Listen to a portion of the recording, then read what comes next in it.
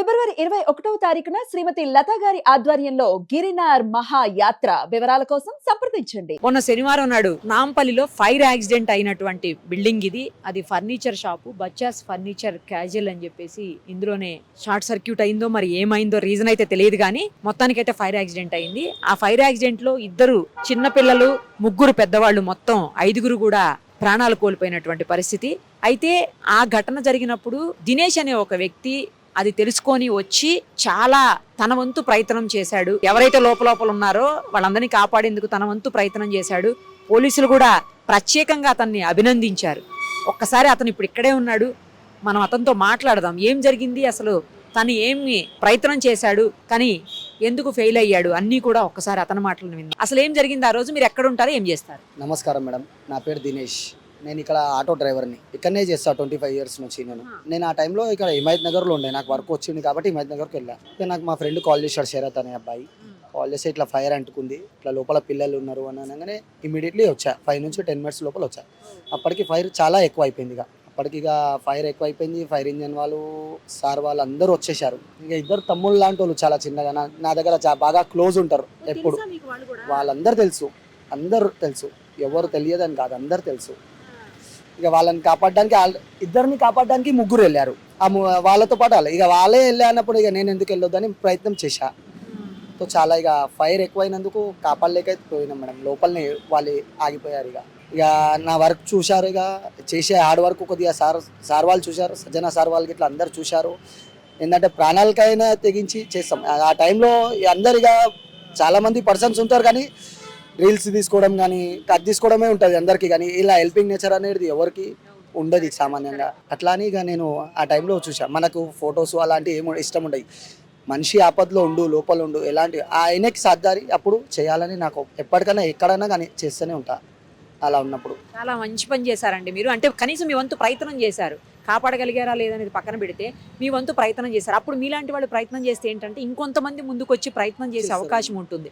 మీరు అన్నట్లు ఫోటోలు తీసుకోవటం, వీడియోలు తీసుకోవటం, రీల్స్ తీసుకోవటం, ఇది కాకుండా మీరు వాళ్ళ కోసం మీ వంతు ప్రయత్నం అయితే చేశారు కదా, అది ఇంపార్టెంట్. మిమ్మల్ని చూసి కొంతమంది ఇన్స్పైర్ అవుతారు. నేను కూడా పోలీసుల దగ్గర నుంచి మీ నంబర్ తీసుకున్నానండి. యాక్చువల్లీ చాలా బాధ అనిపిస్తుంది చూస్తుంటే. ఆ చిన్నపిల్లలు ఎవరండి వాళ్ళందరూ? అసలు చిన్నపిల్లలు ఇక్కడ పనిచేస్తారు. వాళ్ళ ఫాదర్ వచ్చి యాది, వాళ్ళ డాడీ వచ్చేసి మా దగ్గర 25 ఇయర్స్ నుంచి ఇదే మార్కెట్లో మేము జాబ్ చేస్తాం. సో ఆయనకి ఇప్పుడు ఇద్దరు బాబులే. ఎప్పటికీ మేము ఇక్కడ వినాయకుని పెడతాం ఎప్పటికైనా కానీ. సో ఎప్పటికీ 30 డేస్ నా ఎంబడినే ఉంటారు. నాతో పాటు దినేష్ అన్న ఇప్పుడు మా ఇక్కడ ఫ్రెండ్స్ దినేష్ అన్న, శరత్ అన్న, మహేష్ అన్న అని అందరితో మా ఎంబడినే ఉంటారు 30 డేస్ వరకు. సో బాండింగ్ మంచిగా ఉంటుంది పిల్లలతో పాటు. మాకు ఎంటర్టైన్మెంట్ అయినా కానీ మాకు చాలా ఆడిపిస్తారు. మాకే ఆ లెక్క ప్రకారం మేడం ఇక మాకు ఇక ఇష్టం కాబట్టి మేము అంతవరకు చేయడానికి మస్తు ప్రయత్నం చేశాం మేడం.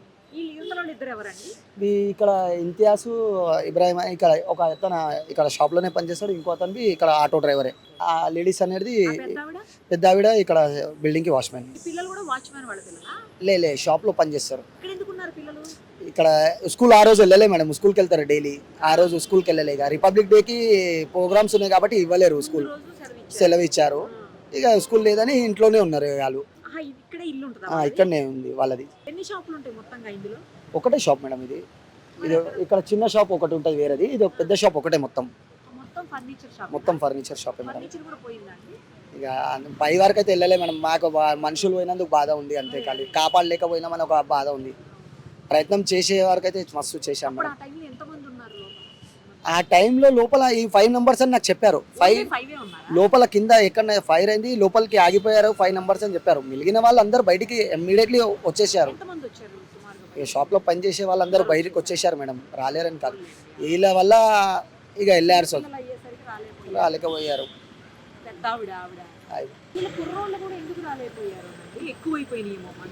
మంట కొద్దిగా ఎక్కువ అయిపోయింది మేడం. ఆ టైంకి ఫైర్ అనేది ఎక్కువ అయిపోయినందుకు రాలేకపోయింది. వాళ్ళు భయపడి ఇక లోపలనే ఆగిపోయారు. ఇక అది ఐడియా లేదు మేడం. ఇక నాకు ఫైర్ అంటుకున్న తర్వాతనే నాకు కాల్ వచ్చింది. అది ఎలా అయింది అనేది నేను ఇక తెలుసుకోలేను, రీజన్ చేయలేను. ఇక అది నాకు ఇక లోపల ఉన్నారని అది ఒకటే బాధ. ఒకటే షాప్ మేడం. ఇది